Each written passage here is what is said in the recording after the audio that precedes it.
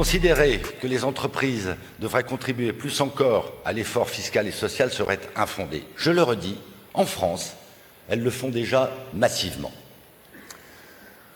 Outre qu'il altérerait la confiance des entrepreneurs dans la parole de l'État, car oui, l'État s'y était engagé, la loi a été votée, un nouvel étalement de la suppression de la CVAE serait un très mauvais signal.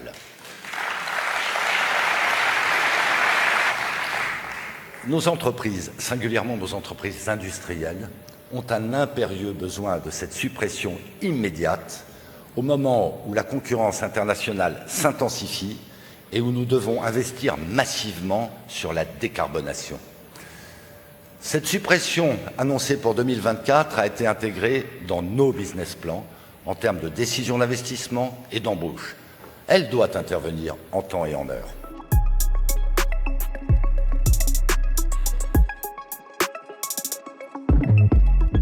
C'est une très très mauvaise nouvelle. C'est une très mauvaise nouvelle parce que là, on commençait à voir les effets en fait, de ce qu'on appelle la politique de l'offre, donc qui renforçait la compétitivité des entreprises.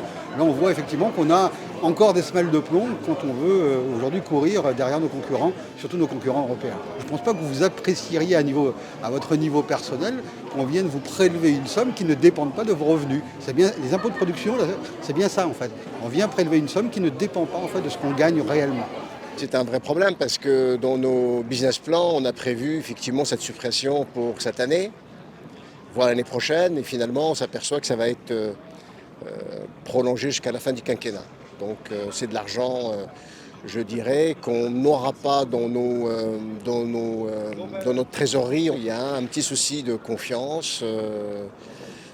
Un souci de confiance, effectivement, la parole donnée, l'engagement donné, il faut le respecter.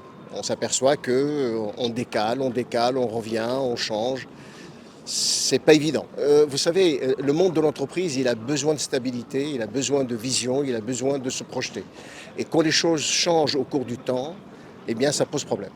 L'argument du gouvernement, c'est de dire les entreprises doivent aussi prendre leur part. Dire je ne supprime pas une taxe pour créer un effort, c'est difficile à lire en fait.